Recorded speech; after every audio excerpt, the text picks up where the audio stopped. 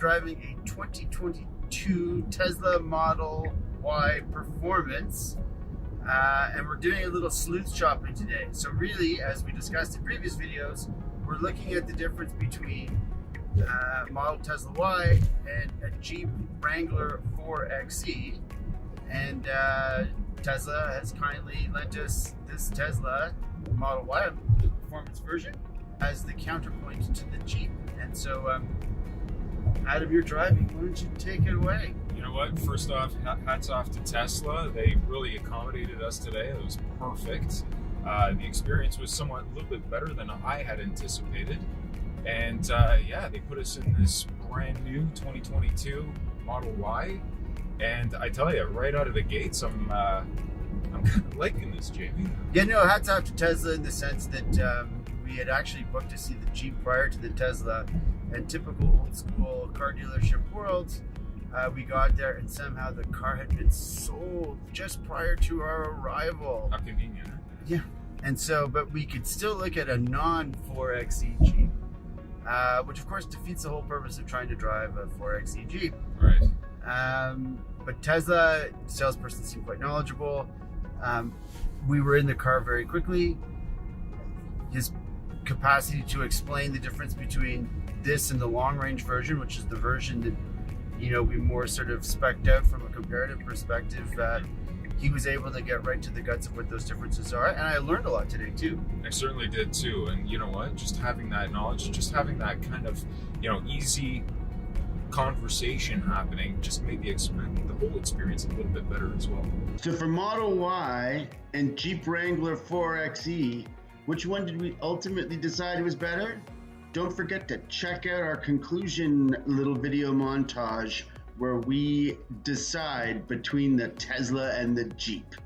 One of the things I didn't realize with Teslas is that if you're getting a long range, for example, and you're trying to decide between the three different levels of driver assist, from the basic autopilot, which comes with the standard car, to the enhanced autopilot, which is the one version up where you're getting, you know, lane changing done for you and a number of other, like, sort of almost full driving capacity on the highway, to the full, you know, automated driving, which is at $19,800, not the cheapest option I've ever seen in a car. Right. I didn't know that actually the cars are equipped to have all three, and really the only difference between them is the installed software on the car, which you can actually upgrade whenever you want. Anytime. Yeah, you can walk out the door with the basic package, and then, you know, maybe a couple of months or even a couple of years from now, you can always upgrade. But there is a little bit of a catch, right? What's that? You said that the cost of that premium package would be, well, it's dynamic. It does it. Oh, it moves. Yes. Yeah. You know, you said that it keeps going up. Yeah.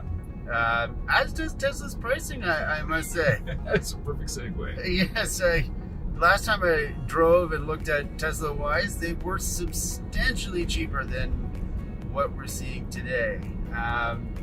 And so, not this car specifically, but the one that I did the research on, you know, came in at a number of about $88,000, and that was on a car that, except for the black paint and the tow package, because I thought since we were comparing against Jeep, yeah, it had to have the tow package. Right? Yeah, exactly. I'm sort of a minimalist, and I like, you know, everything to be tidy and clean, but can't get much more tidier and clean than this car. I mean, all you have in front of you is this big screen and a steering wheel, you know, and the rest is just, there's nothing. It's cavernous, really. And without that engine in the front, it really makes it a big cabin. Lots of room in the back, and you know what? It just makes it, it's just like I said in the beginning, it just makes it a completely different experience, a different driving experience. I like just the full 100% glass roof as distinct from having a sunroof there. Yeah, and on a day like today, it is pretty warm, right? Even with the climate control on. I mean, everything happens on this center screen. Yeah. There's nothing else here, right? So anything you do, anything you want to change, anything you want You want to change the height of the steering wheel, which we just found out. You got to go through the screen, right? So, I mean, it is centralized. It is pretty. We haven't gone through all of the bells and whistles of this Model Y. I think the screen might be difficult for some people. Yeah, it'll take a little bit. And to your point, there's going to be a little bit of a learning curve, and you know what? It doesn't stop there as well. Like when we first got into this car, just remembering how to shift gears and not having shift gears, but but put it into gear. Yeah. I mean, right? That took a second for that to come back to me. I mean, but to your point, it would take a few minutes before you got really comfortable and really knew this car a little bit better, right? But on another note, when it comes down to it, if we can pivot to the performance of this, Yep, it's pretty stellar. I mean, when it comes down to that seamless kind of like 0 to 60, zero lag, and it's almost like it's so fluid, right? Like I kind of like that. I don't find these cars, I don't find them, they don't make me feel like I really want to drive, incredibly heroically. Yep. Like some other vehicles do. And it's also partially to do with the fact that obviously, not limited to Tesla, right or left. A lot of driver engagement in a lot of cars is really sort of falling away. So fairly bland. It feels manufactured. Yeah. Doesn't it? Like it's like this is the way Tesla wants you to feel when you're driving. I don't know if that makes sense. Well, yeah, I mean, so it feels very much like you're not really the direct, link to the road that you get in some other cars. I just don't really feel on this. Yeah. Although the ride quality is very good. Yeah. And I would also say too that knowing that this car is carrying just a big tranche of batteries that are directly beneath us. Mm-hmm. It does a good job of feeling lighter than it is. Yeah, for sure. And I think that's the suspension does really come into play here, right? A major pro and a major con on this car for yourself, personally speaking. Major pro is a super easy one, and that's just the livability that comes with the packaging of this car. So there's other aspects of this vehicle, so you need a driveway.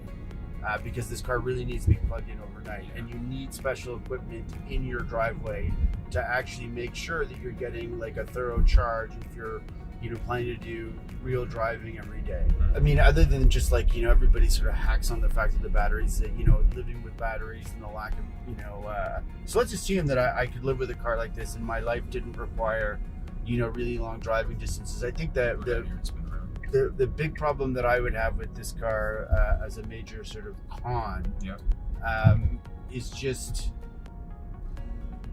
I just don't really like driving it. Yeah. I'll be blunt. It's not the sort of driving experience that I kind of look for out of a car. It does invariably kind of remind me of, a golf cart. And further, having to keep your foot moderating the regenerative brakes is a part that I'm sure one gets used to as time goes by, but I do find it a little bit tiring. Yeah, I think there is a way to kind of change it, but I'm sure this to kind of dampen endlessly customizable. Oh, definitely. But both great points. It's not really against Tesla. All cars are getting too heavy, in my opinion. And so what happens is that within certain tolerances, the car suspension can, manage a lot. But when you're rolling several thousand pounds, like a couple of extra 1,000 pounds, and you hit a pothole like that, it just exceeds the tolerance of the suspension. And instead of getting something that's, a lighter car could have probably managed a little bit better, in this car, it felt like it was almost going to take the front wheel off the car. God, right? It was like driving into a crater. Yeah, it felt like it.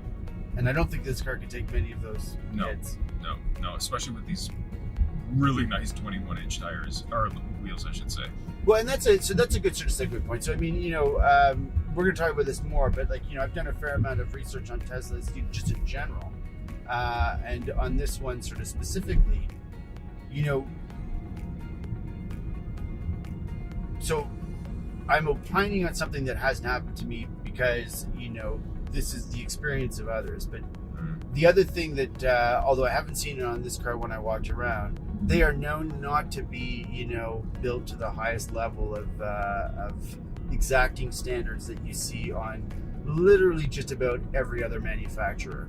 And as a consequence, you know, even though these cars are not running, you know, combustion engines with a lot of moving parts, the maintenance and repairs on Teslas are actually not very cheap. Yeah, we took a look at that, and Jamie, you did some research on that, and just looking at those numbers, I was thoroughly surprised. Like, some of the numbers are actually unprecedented. Yeah, I mean, so the regenerative braking is supposed to reduce the need to constantly, you know, change your brake brakes. pads and so on. Yeah. There's much fewer moving parts in the engines, and so that's meant to sort of, you know, take out all of the maintenance that goes along, whether it's belts, spark plugs, various ancillary things that sort of, you know, make those things work. And so how they're coming up with maintenance and repair costs that actually frankly exceed. So the vehicle we're going to look at next is the Jeep Wrangler 4xe, and it doesn't have great maintenance and repair on some levels, but the fact that a model Tesla Y has a higher maintenance and repair annualized projection than a Jeep Wrangler, you know, I just find that really surprising. Yeah, definitely. And so what does that tell us ultimately? Like, if it doesn't have all these moving parts, it doesn't have an engine that we have to worry about changing the belts, you know, the plugs, all this sort of stuff, what does that really speak to? Does it speak to the, you know, the mechanics of the door? Or does the, you know, is the screen going to go on it? So that's specifically what it's saying. So it's saying that there are problems. You know, the other really interesting thing about the research would indicate is that, you know, the battery technology that are in Teslas is turned out to have performed, you know, right in line or better than they had expected when they, you know, when they were, you know, first putting these on the road, like in the form, I guess, of the Tesla Model S. So that maintenance and repairs is not battery related. It's not related to the electric engine. So it's air conditioning, you know, doors not opening properly, door handles, squeaks and rattles. Again, another big comment that comes out with Tesla owners.